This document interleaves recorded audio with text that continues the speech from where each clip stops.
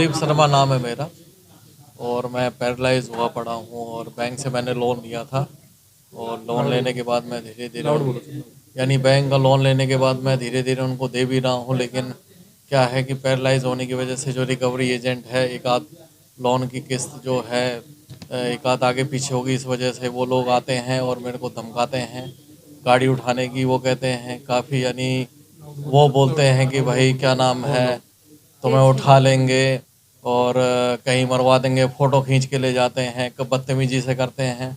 और कंपनी आने के बाद जो है काफ़ी यानी बदतमीजी से गेट पे खड़े होकर बोलते हैं, जिसकी वजह से मेरी नौकरी भी चली गई है और मैं आज बेरोज़गार भी हो गया हूँ और मेरा दिमाग जो है वो सही से काम भी नहीं कर रहा, मैं काफ़ी डिप्रेस में हूँ। ये चीज़ है।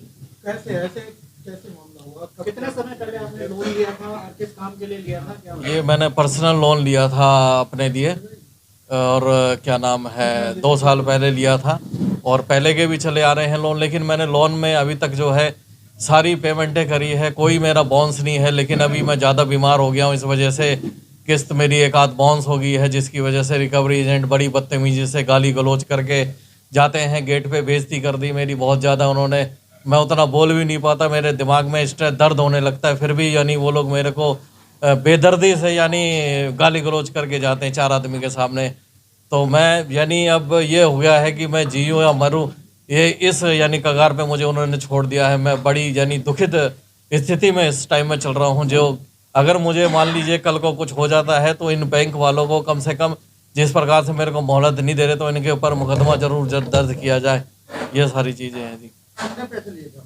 पैसे यानी कई रुपए हैं, वो वकील साहब को पता है, मैंने इनको लिख के दिया हुआ है सारा कुछ जो है कितना ले रखा है। लेकिन अब मैं शरीर मेरा सही हो जब भी तो मैं किसी को कुछ दे सकूं। मेरा शरीर सही हो जाएगा तो मैं दे दूंगा, लेकिन मैं अभी स्ट्रेस हूं और ऐसे हो गया है कि जैसे चलता हूं तो गिर जाता हूं, कोई आदमी मेरे को उठाता है फिर जाके मैं थोड़ी दूर और चल पाता हूं। इस टाइप से मेरी लाइफ हो गई है। तो मेरे को समय मिलेगा जब भी मैं कुछ कर पाऊंगा और मेरी तबीयत सही होगी जब भी कर पाऊंगा। अब आपकी नौकरी भी चली गई है हाँ इन लोगों की वजह से? हाँ, नौकरी चली गई है मेरी जो है, इन्होंने काफ़ी मैं सेक्टर 24 प्राइवेट कंपनी में काम कर रहा था।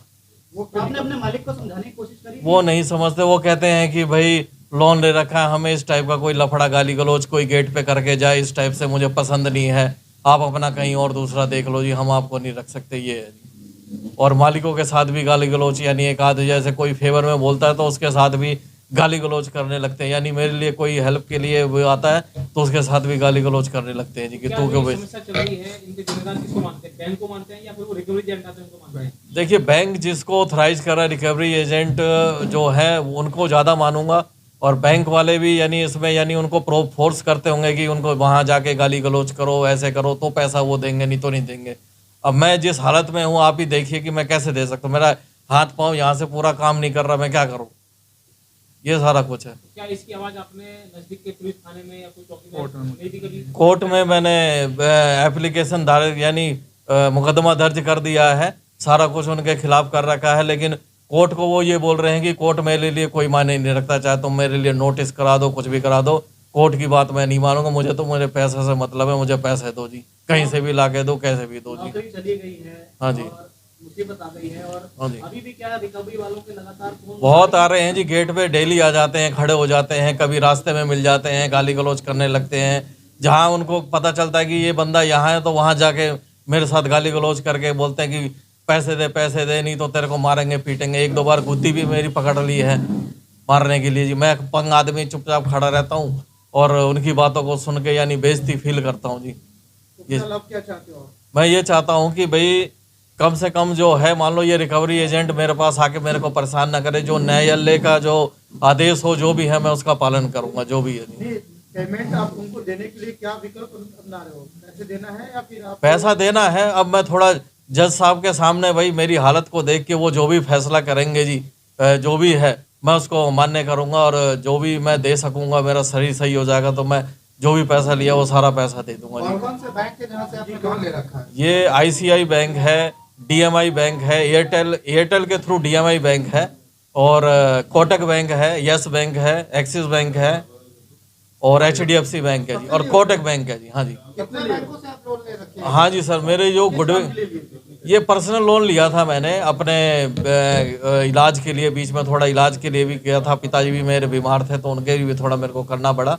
और ये भी है जो मेरा लोन का जो रिकॉर्ड है वो पीछे का रिकॉर्ड देखते हुए ये सारा कुछ मिला था। और मैंने आज तक मेरी कोई ईएमआई जो है वो बाउंस हुई नहीं है। कंपनी वाले अपना चेक कर सकते हैं बेशक से जो अब, लेकिन क्योंकि मैं लाचार हूँ और थोड़ा शरीर से अपंग हूँ जी, इस वजह से मैं ये नहीं कर पा रहा। जो रिकवरी वाले परेशान कर रहे हैं किस बैंक की तरफ से है, ये सभी बैंकों ये सभी बैंकों से आ रहे हैं जी। मेन डीएमआई हो गए, कोटक हो गया, जितने बैंक मैंने आपको बताए वो सारे बैंक यानी मेरे पास जो उनके रिकवरी एजेंट है वो आके मिसबिहेव और गाली गलौच इस टाइप के करे, जिसकी वजह से मैं बेरोजगार हो गया जी। और अब मैं बताइए कि कहाँ से यानी अपने खर्चे के लिए भी कहाँ से करूँगा और कैसे यानी वो करूँगा जी। और लीगल हेल्प के लिए आप क्या कर रहे हैं? लीगल हेल्प के लिए मैंने तरुण जी को अपॉइंट किया है, इन्होंने जो है मेरे केस को फाइल किया है। अब तरुण जी बताएंगे आगे का जो प्रोसीजर इन्होंने आप पेमेंट देने के लिए टाइम मांग रहे हो हाँ या जी। क्या कर रहे हो? मैं टाइम मांग रहा हूं और टाइम मेरे को खैर दिया नहीं जा रहा। बाकी इसके लिए जो है फिर कोर्ट में फिर मैंने दायर किया कि भाई न्यायालय के द्वारा जो भी मेरे को समय मिलेगा, जो वो कहेंगे जैसे देना है और जैसे मेरी स्थिति होगी शरीर की, मैं उस हिसाब से जो है उनको पे कर रहा आपने बताया कि रिकवरी एजेंट आपके पास आ रहे हैं, परेशान कर रहे हैं। हूँ। ये स्थिति जब आती है जब 120 दिन निकल जाते हैं, 150 दिन निकल जाते हैं, 300 दिन निकल जाते हैं, हाँ जी। तो कितने सालों से आप पैसा नहीं भर रहे हैं? ये अभी यानी 2 या 3 महीने हुए होंगे, ज़्यादा दिन नहीं हुए हैं। और 2 महीने से मतलब आप पैसे नहीं भर रहे, तब हाँ, जब यानी ऐसा काम हो रहा है जी। उससे पहले मेरा रेगुलर पैसा गया है सबके पास। कोई यानी ये नहीं कह सकता कि हाँ भी किसी को पैसा मैंने नहीं दिया। हिरान साहब, कितना अमाउंट आपने जमा कर दिया होगा अभी तक? जमा तो ये मैं कम से कम काफ़ी अमाउंट जमा कर चुका हूँ, जो कि वकील साहब को मैंने बता दिया है, वो बता देंगे आपको। सर मैं आपको एक जानकारी बता दूं, हाँ जी। जब मतलब रिकवरी एजेंट के पास 120 दिनों के बाद केस आता है, हाँ जी। अगर पहले जैसे आपने बताया 2 महीने से पैसा नहीं भरा तो हाँ बैंक जी। की तरफ से फोन आते हैं और बैंक कभी भी अपने जो कार्यकर्ता हैं, जो उनके पास जो टीम होती है, वो कभी इस तरह से नहीं करती। रिकवरी एजेंट करते हैं, पर रिकवरी एजेंट के पास जब केस आता है 300 दिन बाद, 120 दिन बाद तब, और आप बता रहे हैं कि 2 महीने तक भी मतलब नहीं भरे पैसे। नहीं, उन्होंने पहले ही अपना एजेंट जो है यानी स्टार्ट कर दिया जी, आना उन्होंने स्टार्ट कर दिया। देखिए, कोटक महिंद्रा बैंक की पॉलिसी के हिसाब से वो अपना 55 दिन में रिकवरी कंपनी को प्रोफाइल भेज देता है और एक कॉन्ट्रैक्ट साइन करके भेज देता है कि अब उनकी तरफ से रिकवरी की जाएगी। तो स्पेशली अगर हम बात करें तो कोई दिल्ली की कंपनी है जिसको उन्होंने एक कॉन्ट्रैक्ट दे दिया है रिकवरी करने का। उनके मैनेजर से भी कल हमारी काफ़ी देर तक बात हुई थी। मैटर ये करता है कि आरबीआई की गाइडलाइंस को भी फॉलो ना किया जाना, क्योंकि कोई भी बैंक है या कोई भी रिकवरी कंपनी है उसके लिए आरबीआई ने अपनी गाइडलाइंस बनाई हुई है, उसके बगैर वो अगर चलते हैं तो उनके खिलाफ भी एक्शन बनता है। अब अगर बात करें कि क्या गाइडलाइंस है, गाइडलाइंस ये है कि सुबह 10 बजे से पहले आप किसी को ना कॉल कर सकते हो, ना किसी के पास विजिट कर सकते हो। शाम को 6 बजे के बाद ना कॉल करोगे ना विजिट करोगे। उसके घर के अंदर आप एंटर नहीं कर सकते उसकी परमिशन के बिना। उसके साथ मिसबिहेव नहीं कर सकते, सिर्फ आप ईएमआई की डिमांड कर सकते हो। और अगर उसके पास नहीं है तो आप वही प्रोफाइल अपनी कंपनी को भेजोगे कि वो अभी पे आउट करने की कंडीशन में नहीं है। लेकिन आजकल की जो रिकवरी एजेंसियां हैं या रिकवरी एजेंट्स हैं वो अपने आप में एक बदमाशी या गुंडागिर्दी पे उतर आए हैं, क्योंकि पुलिस के साथ सांझबाज होकर के उनका पूरा कॉन्ट्रैक्ट रहता है। रिकवरी करने के लिए जाते हैं, उन रिकवरी जिनके पास करने जाते हैं उन्हें मेंटली भी हराश करते हैं और फिजिकली भी हराश करते हैं। अगर आप हमारे क्लाइंट की मेडिकल रिपोर्ट्स देखेंगे तो डॉक्टर्स ने क्लियर ही कर रखा है कि इनको हाइपरटेंशन रहती है और किसी भी तरीके से अगर इनके माइंड को प्रेशराइज किया गया, परेशान किया गया, तो इनको पैरालाइज अटैक के साथ कार्डियो अटैक भी आ सकता है, ब्रेन ट्यूमर भी हो सकता है और इनकी डेथ भी हो सकती है। इस रिपोर्ट्स को देखने के बाद भी कई रिकवरी एजेंट्स से कहते हैं कि रिपोर्ट फेक हैं, अपनी दवाइयां दिखाइए। क्या एक रिकवरी एजेंट को किसी पर्सन की मामला न्यायालय में विचाराधीन है, लेकिन इनकी बदमाशी या गुंडागिर्दी कहें कि इतनी ज्यादा बढ़ गई है कि ये उसके बावजूद कहते हैं कि न्यायालय जब फैसला करेगा तब करेगा, फिलहाल फैसला हम कर देंगे। स्पेशली जो इन्होंने बताया, कौन सी प्राइवेट कंपनी थी वो? डीएमआई। तो इनके बताने के अनुसार डीएमआई वाला जो पर्सन है वो रेगुलर इनके साथ एक मिसबिहेव कर रहा है। इन्होंने मेरे को एक रिकॉर्डिंग भी शेयर करी थी उसकी, मैं आपको सुना देता हूँ जिस तरीके से उसके बात करने का तरीका है।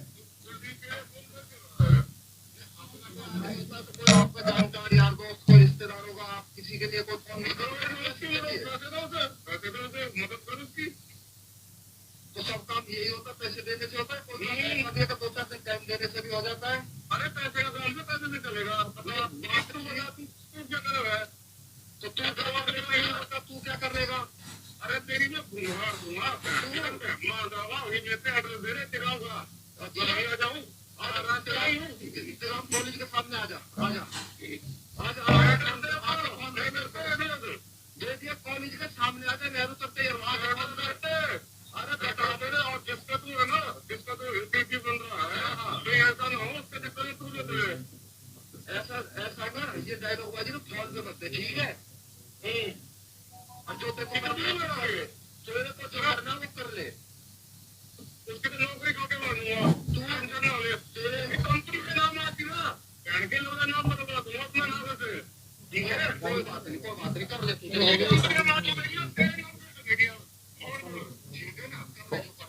ये इनके श्लोक हैं जो ये रिकवरी करने जाते हैं, इस तरीके के शब्दों का ये इस्तेमाल करते हैं।